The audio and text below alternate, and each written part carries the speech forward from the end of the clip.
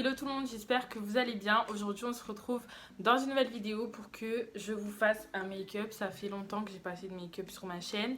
Du coup dedans cette vidéo je vais tester des nouveautés, enfin des nouveautés pour moi, c'est des trucs que j'ai acheté dernièrement. Ça va être aussi une vidéo make-up mais à petit prix, enfin j'ai essayé de prendre des produits qui sont pas très chers. Je vais tester un nouveau bandeau que j'ai acheté à Primark, donc on va voir s'il est bien et surtout si il me fait pas mal à la tête parce que comme de base j'ai une grosse tête et en plus j'ai des gros cheveux, les bandeaux comme ça sont souvent trop petits pour moi et du coup après ça commence à me faire mal à la tête, ça me gonfle. Oh my god, faut pas que ça touche mes sourcils. Est-ce que ça a touché mes sourcils? Non, ça va. D'ailleurs j'ai déjà fait mes sourcils parce que je vous ai publié le truc, il est super serré, je suis en train de m'étrangler le cou avec. Alors, bon, ah ok, donc en fait le truc il... C'est à toi de bien le régler, donc j'espère que là il sera bien réglé au milieu. Si vous voulez savoir comment j'ai fait mes sourcils, je vous ai fait une routine sourcils il n'y a pas longtemps, du coup je les ai fait hors caméra pour gagner du temps. On va commencer de suite parce que je pense que cette vidéo va être longue. Donc pour la base, j'ai acheté une nouvelle base qui vient de chez Primark, donc c'est la Matte Prep and Perfect base, qui était à 4 €. De la même gamme, il y a aussi le fixateur mat que je veux trop, puisque je l'ai vu dans une vidéo de Salomé, du monde de Salomé. Et elle disait qu'il était super bien et tout, et du coup je le voulais trop, sauf que quand j'y suis allée, ben, il y était plus. Et ça fait 2 fois que j'y retourne et 2 fois qu'il n'y est pas. Vous avez 22 ml et il y a marqué que c'est oil free, matifiant. Oh non, j'en ai fait tomber. Et que c'est matifiant, donc je pense qu'il doit y avoir du silicone à l'intérieur. Ça a grave matifié mon teint. Elle a une texture assez épaisse. Pour le fond de teint, je vais venir appliquer le fond de teint The Ordinary comme ceci. Et pour l'appliquer, je vais utiliser une nouvelle éponge de chez Action. Ça, c'est celle de chez Primark et ça, c'est celle de chez Action. Celle de chez Primark, elle est beaucoup plus souple. Même là, en tapotant, je sens qu'elle est agréable, tu vois. Genre, tu ne donnes pas de coup de poing quand tu appliques ton fond de teint. Celle-ci, elle est quand même un peu plus ferme, mais je vais essayer. On va voir si elle applique bien le fond de teint. Dans tous les cas, c'est l'essentiel. Du coup, je suis pas une adepte de fond de teint. Si vous me suivez, vous savez que je mets pas énormément de fond de teint. Je mets plus... donc là, je suis venue mettre 2 pompes.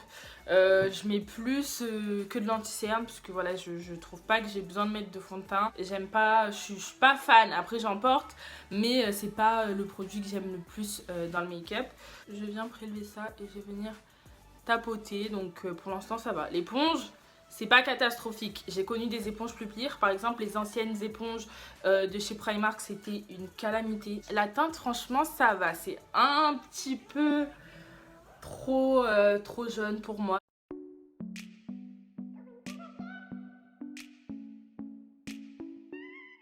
Après par contre pour la prise en main de l'éponge, genre ça fait un petit peu mal aux mains de la presser comme ça parce qu'elle est un peu ferme et du coup c'est moins agréable de travailler avec cette éponge plutôt que par exemple celle de chez Primark qui est super bien et qui coûte 1,80 €. On voit un petit peu en travers des cicatrices, enfin c'était des taches de boutons que j'ai gratté, du coup ça m'a fait des cicatrices. On les voit un petit peu mais après moi ça me dérange pas. Par contre là j'ai quand même une démarcation qui se voit un petit peu je pense. Je vais venir appliquer mon anti-cerne. Du coup là je vais tester celui-ci de chez Morphe que j'ai pris en teinte C2.35. Au début je pensais que la teinte était trop foncée et je sais à quel point c'est compliqué de choisir des teintes sur internet parce que les images ne correspondent jamais à la teinte que tu reçois. Enfin c'est super chiant, franchement les marques elles devraient faire un effort. Du coup pour mon anti-cerne moi je viens l'appliquer en triangle comme ça. Du coup celui-ci dans le cerne il est super bien. Par contre il assèche un tout petit peu la peau, enfin il est assez sec quand vous l'appliquez. Donc si vous avez le dessous des yeux assez fragile ou que vous avez des ridules ou des rides, ça va les marquer et ça va peut-être pas avoir un beau rendu sur votre peau. Donc voilà, il est quand même assez sec. Ensuite je prends le côté où j'ai appliqué mon fond de teint, le côté plus gros de l'éponge et je viens juste fondre ici pour pas que ça fasse un trait clair et un trait foncé. Je viens juste tapoter pour mieux estomper tout ça. Du coup une fois qu'on est là, je vais utiliser une poudre parce que c'est super important de fixer votre fond de teint pour pas que ça bouge et pour surtout matifier. Et surtout quand vous touchez, des fois il y a des fonds de teint qui sont un peu collants et ça de sûr si vous tapez la bise aux gens etc, ça va transférer sur leurs joues. Donc le mieux c'est de poudrer pour que vraiment ça ait un effet poudreux et que ça ne transfère pas sur les gens et même que ça bouge pas, que ça matifie entièrement votre visage, parce que franchement les gens qui te tapent la bise et qui te donnent leur fond de teint là, c'est bon, non merci quoi. Donc je viens utiliser cette poudre-ci de chez Kiko. Du coup je viens prendre un gros pinceau et voilà, je viens hop tapoter à l'intérieur et ensuite je viens donc poudrer tout mon teint, c'est super important. Donc ça j'utilise uniquement pour le gros pinceau, j'utilise pour tout mon teint. Et ensuite pour le dessous des yeux, je vais venir utiliser un autre pinceau, je vais vous montrer. Pour le dessous des yeux, je prends un pinceau comme ceci, un pinceau plus fin. Et je viens poudrer tout ça. J'ai pas pris de bronzer. Mais de toute façon, je crois que pour les bronzers, des pas chers, j'en ai pas. Du coup, je vais venir utiliser celui-ci de la palette Action. Je viens prendre mon petit pinceau et je viens réchauffer un petit peu mon teint. Je vais venir en appliquer sur mes tempes.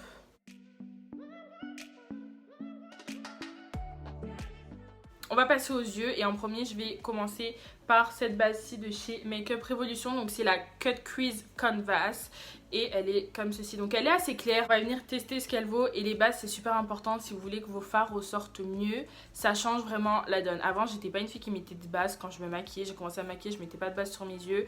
J'utilisais les fards comme ça et clairement depuis que j'utilise une base je vois directement la différence. Déjà les fards ils filent moins. Vous voyez quand vous ouvrez vos yeux, vous les fermez etc. Bah après vous avez la lignée là de fards qui se déplace, c'est super moche. Et avec une base ça va permettre d'éviter ce genre de situation, mais aussi ça va faire ressortir les fards. Donc je vous conseille vivement si vous voulez commencer à vous maquiller les yeux ou autre d'investir dans une base, c'est super important parce que vous avez beau payer une palette Naked ou n'importe à 40 €, si vous n'avez pas une bonne base, les fards vont pas ressortir de la même façon.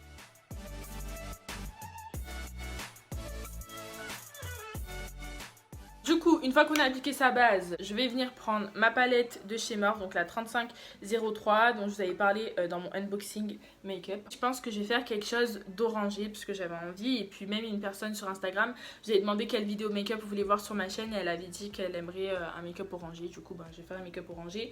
En premier, je prends ce fard-ci avec mon pinceau Zoeva. Je vais venir l'appliquer au coin externe de ma paupière en tapotant comme ceci.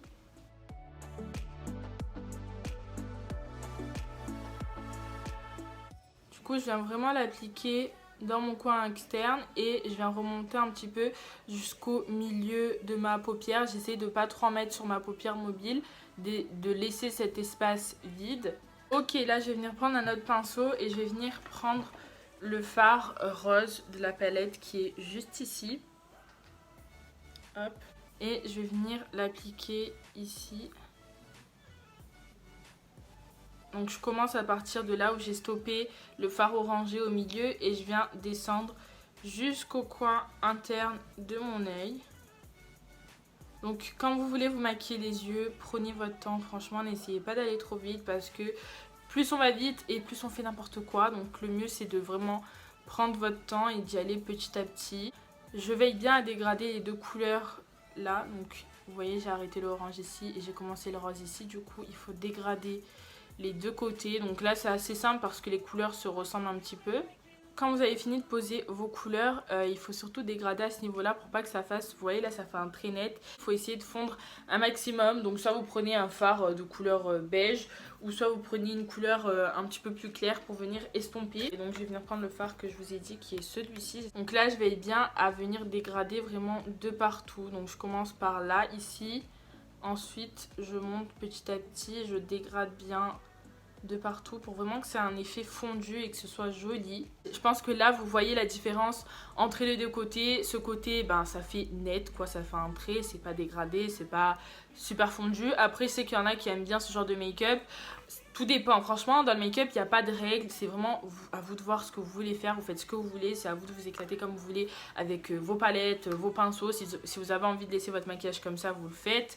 Moi c'est juste que je préfère que ce soit un petit peu plus fondu comme ce côté-ci, donc je vais venir faire la même chose de l'autre côté et puis on va continuer le maquillage. On vient en appliquer un tout petit peu, donc soit vous l'appliquez avec un pinceau ou soit vous l'appliquez au doigt, à vous de voir, mais pour être plus précis c'est mieux d'utiliser un pinceau. Une fois que vous avez appliqué votre base, le mieux c'est de prendre un pinceau plat et venir tapoter petit à petit pour redessiner un petit peu la forme. Une fois qu'on est revenu dessiner une forme, on va venir prendre un pinceau plat, donc un autre pinceau plat.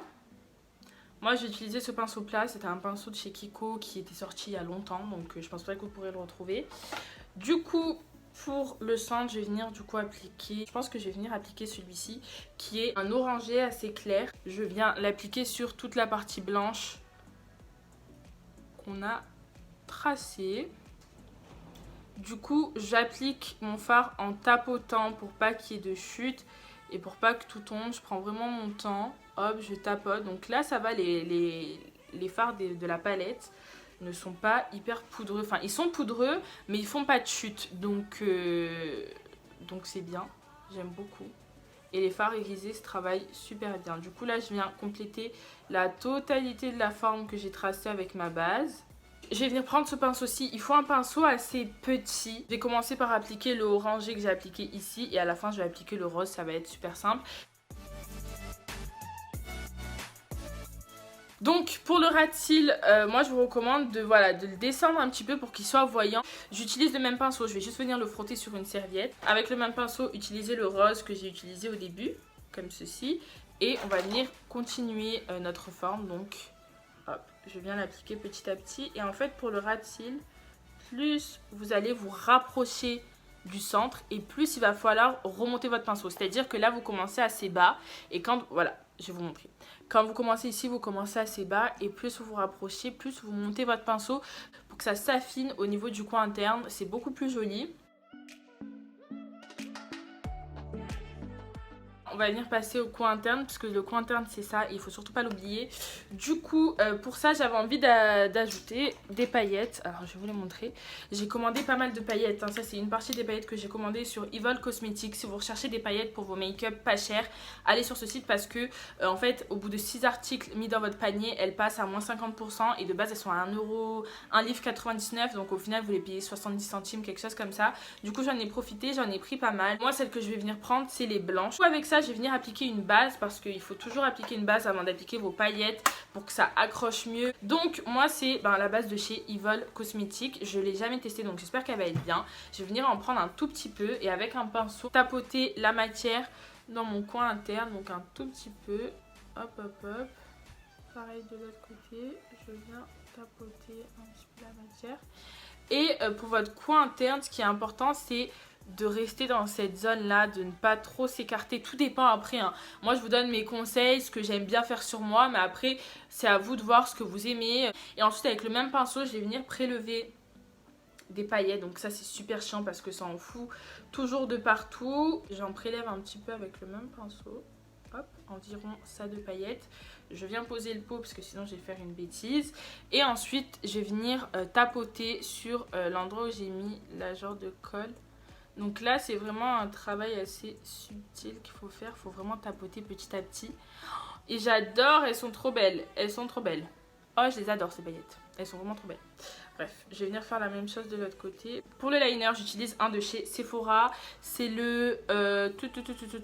la teinte, c'est la numéro 1, c'est le noir. Et donc c'est un eyeliner avec un embout feutre.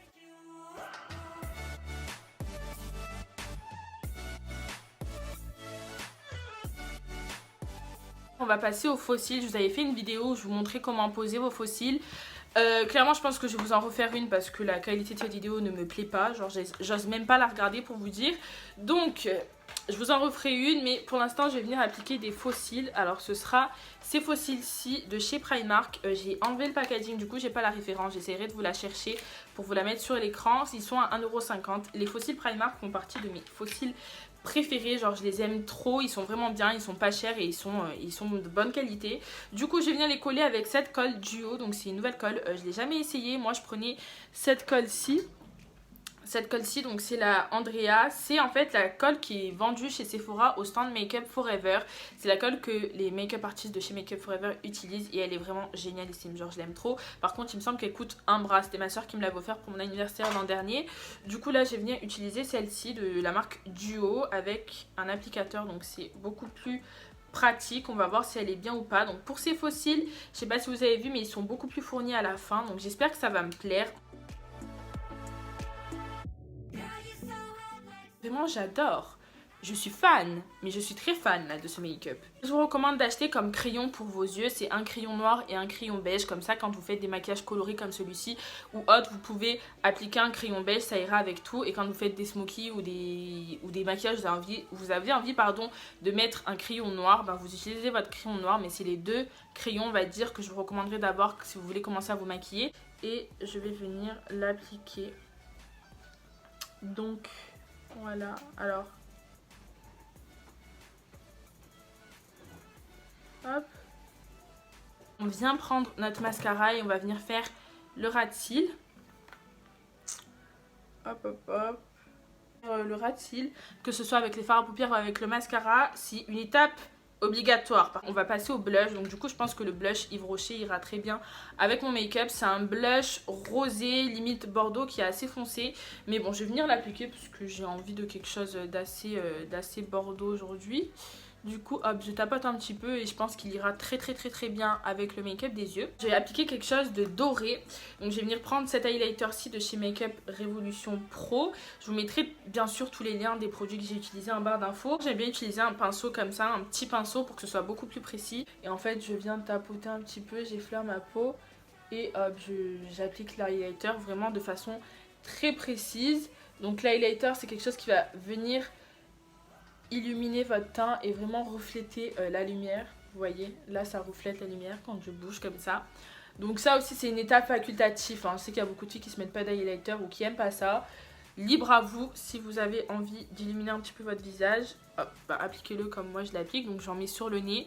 Vous voyez là de suite, il y a la lumière de ma ring light qui tape dessus mon nez.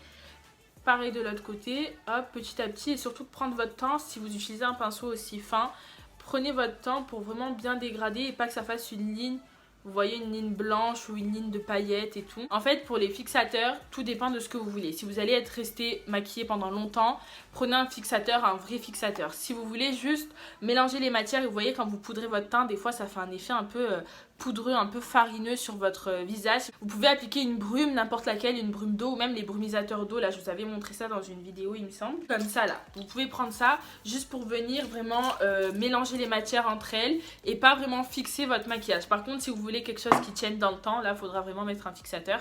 Et du coup, celui que je vous recommande, moi, c'est celui de chez Morphe, même s'il est un peu cher. Je viens, hop, pulvériser sur tout mon teint. Ça fait trop du bien. En plus, là, j'avais super chaud, du coup, ça rafraîchit et j'en mets...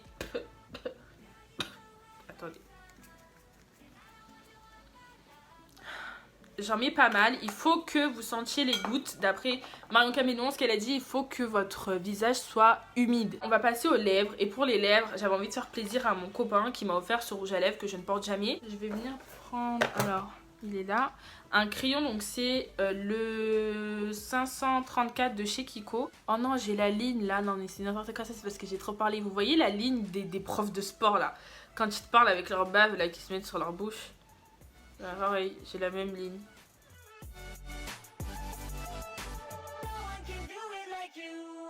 Je vais venir prendre le rouge à lèvres, donc c'est le Bourjois Rouge Velvet. En plus, j'aimais trop ces rouges à lèvres quand j'étais au collège. Je m'en étais acheté un rouge en teinte 30 et je vais venir du coup l'appliquer. Donc j'espère que ça va aller. Si c'est moche, par contre, no comment. C'est mignon. Il est beau. Par contre, ils sont pas sans transfert, donc ils auront pas une longue tenue.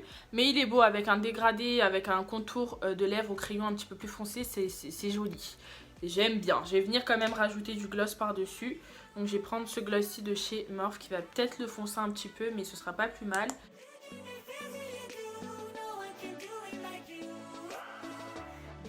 Du coup, c'est tout pour ce make-up. J'espère qu'il vous aura plu et qu'il vous plaît. Je pense que cette vidéo va être super longue. Mais bon, j'avais vraiment envie de détailler tout bien avec vous pour que vous puissiez bien comprendre. Pour celles qui ne se maquillent pas souvent et qui ont envie un jour de réaliser un make-up comme celui-ci. Du coup, n'hésitez pas à me donner vos avis sur cette vidéo. Si ça vous plaît les vidéos make-up un petit peu plus bien expliquées ou un petit peu plus longues. Voilà, dites-moi tout ça dans les commentaires. On se retrouve très vite dans une prochaine vidéo. Et en attendant, prenez soin de vous. Bisous!